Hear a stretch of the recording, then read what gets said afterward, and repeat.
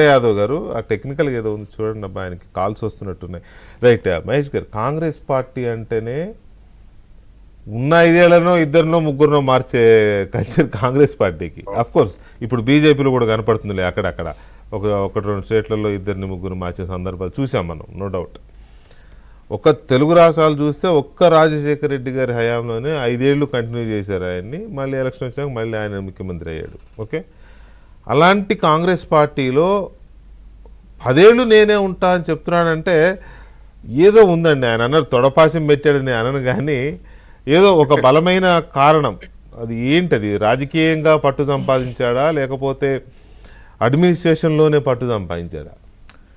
VK గారు, ఇప్పుడు CLP నాయకుడిని అంటే ముఖ్యమంత్రిని అంత but Congress party legislative party affairs leader ఎవరు ఉంటే వారే ముఖ్యమంత్రి అన్నట్టు పార్టీ అధికారం కదా. సో సిఎల్పి నాయకుడిని లేదా ముఖ్యమంత్రి గారిని ఎన్నుకునే ప్రక్రియ ఎమ్మెల్యేల చేతుల మీద జరుగుతుంది. ఇది మీ అందరూ తెలిసిన విషయమే. వారి కాన్ఫిడెన్స్ ఏమై ఉండొచ్చు? ఒకటే, హైకమాండ్ పుష్కలంగా వారి మద్దతు ఉంది హైకమాండ్లో రేవంత్ రెడ్డి గారికి. 2 ఎమ్మెల్యేలు కూడా ఇప్పుడు ఇంత 2 ఏళ్ళు సుభిక్షంగా ఫస్ట్ ఎన్నికలకు పోయినరు, టికెట్లు ఇచ్చిన వాళ్ళందరినీ గెలిపించుకోగలిగిండు. అదొక బెంచ్ మార్కు. అది దాటినాక ఈ 2 సంవత్సరాల్లో ప్రజారంజకంగా పరిపాలన చేస్తున్నాడు. అనేక హామీలు 2 సంవత్సరాల్లో దేశంలో ఏ రాష్ట్రం లేని విధంగా 190% హామీలు అమలు చేస్తున్నారు. అన్ని వర్గాలను ఆకట్టుకునేలా పరిపాలన చేస్తున్నాడు. రైతులకు 21,000 కోట్లు ఇస్తే రైతులు హ్యాపీ. రుణమాఫీ ఎప్పుడు జరగలే కేసీఆర్ హయాంలో, మా హయాంలో సింగిల్ స్ట్రోక్లో జరిగింది, వాళ్ళు హ్యాపీ. సన్నాలకు బోనస్ అన్నం ఇస్తున్నాం. మహిళా సోదరిమణులు ఫ్రీ బస్, నువ్వు తెలంగాణలో ఏ మూల నుంచి ఏ మూలకైనావో ఫ్రీ. మహాలక్ష్మి స్కీము, అట్లా సన్న బియ్యం ఇస్తున్నాం. మనం ఏసీ రూమ్లలో కూర్చొని స్టార్ హోటళ్లలో తినే బియ్యాన్ని ఇలా పేదింటి గుడిసెలకు చేరేమో సూపర్ సక్సెస్ అయ్యామనుకుంటున్నారు, వాళ్ళేమో అసలు అటర్ ఫ్లాప్ అని వాళ్ళు చెప్తున్నారు. ఆ కళ్ళద్దాలు తీస్తే కనబడుతుంది. ఏ కళ్ళద్దాలు? పింక్ కళ్ళద్దాలా బత్తాయి కళ్ళద్దాలా తీస్తే విషయం అర్థమవుతుంది ఇక్కడ ప్రజలు ఏమనుకుంటారని. ఆ విషయం అర్థం కావాలని ఆ కంటోన్మెంట్లో ఓట్లేసి గెలిపించారు.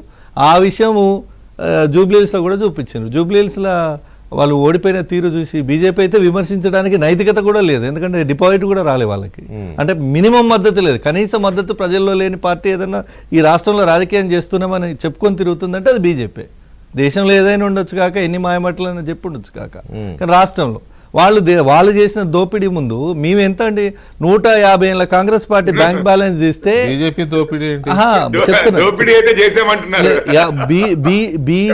వాళ్ళ బ్యాంక్ బ్యాలెన్స్ తీస్తే, ఒక్క నిమిషం నేను ఇంటరప్ట్ చేయలే కిషోర్ గారు.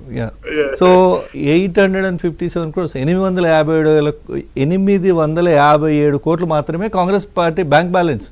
150 ఏళ్ళ పార్టీ ఇది. 30 ఏళ్ళు లేదు బట్టగట్టి లేచి నడిచి 7,800 కోట్ల బ్యాంక్ బ్యాలెన్స్ ఎవడో ఇచ్చిన అవన్నీ కాంట్రాక్టర్ల దగ్గర బెదిరించి వసూలు చేసినాయి కదా.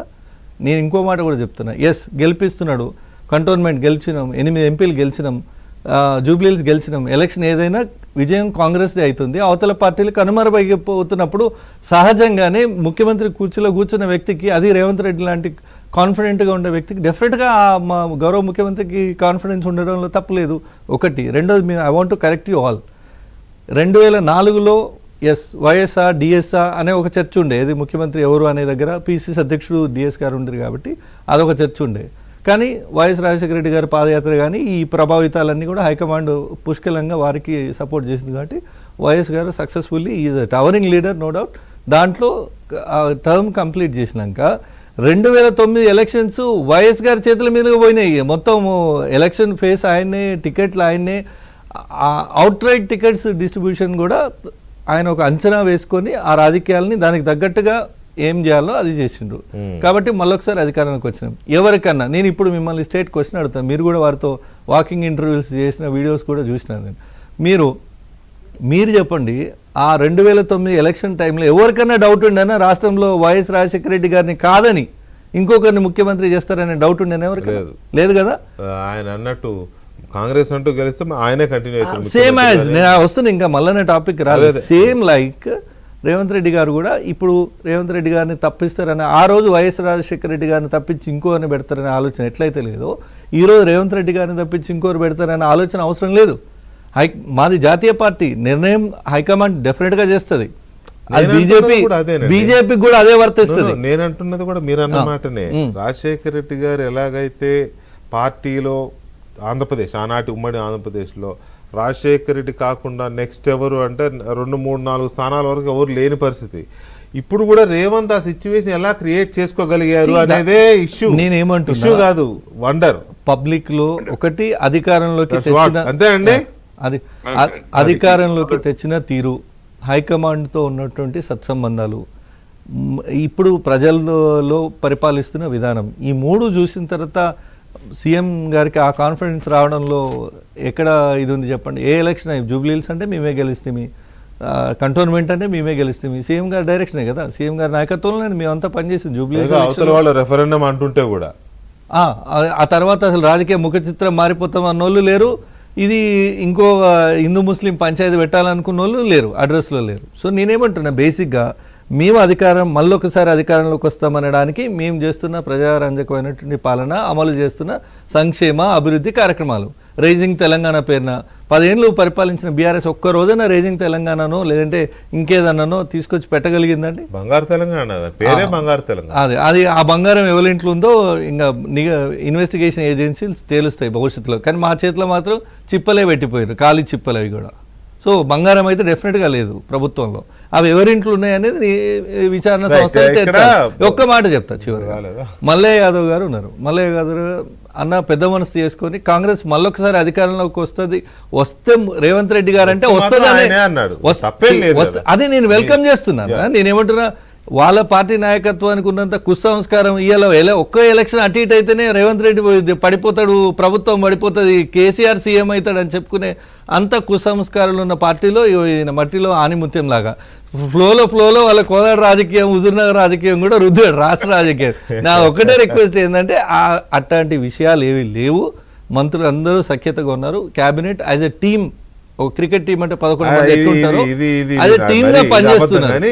ఇది మీరు చెప్పినా ఎవరు నమ్మరు కానీ, అరే మొన్న మీరు ఎలక్షన్ చూసిరు కదా సార్, జూబ్లీహిల్స్ ఎలక్షన్ లో మంత్రులు ఒక డివిజన్ కి ఇన్ఛార్జ్ ఉన్నారండి, ఒక డివిజన్ కి ఇద్దరు మంత్రులు ఇన్ఛార్జ్. రేవంత్ రెడ్డి గారు ఎలాగైతే రాజశేఖర్ రెడ్డి గారు తన సమీపంలో ఎవరు లేకుండా చేయగలిగినాడో, రేవంత్ రెడ్డి గారు ఇటు కింది స్థాయి నుంచి, ఇటు గల్లీ నుంచి అటు ఢిల్లీ దాకా నరుకు రాగలిగాడు. అంతవరకు డౌట్ లేదు. కొంతమంది డెఫినెట్గా ఆయనకు పక్కలో బల్లెంలాగా ఉన్నదాన్ని కాస్త తీసేయగలిగాడు. అంతవరకు ఒప్పుకోవాలి. రాజకీయంలో అదే కదా సక్సెస్ అంటే. రాజకీయంలో శత్రుశేషం లేకుండా చేసుకోవడమే రాజకీయం. ఆ తర్వాత ప్రజాదరణ. ప్రజాదరణ ఉంటే శత్రువులు కూడా సైలెంట్గా ఉంటారు, ఆటోమేటిక్గా ఉంటారు. సో ఇది అయితే కిషోర్ రెడ్డి గారు ఇక్కడ తెలంగాణకు వచ్చేసరికి ఉన్నారు. అయ్యో మీ దగ్గరకు వస్తా, కిషోర్ గారి అయినాక వస్తాను. కిషోర్ రెడ్డి గారు ఇక్కడ రాజకీయంగా చూసినప్పుడు తెలంగాణలో అయితే కేసీఆర్ లేకపోతే రేవంత్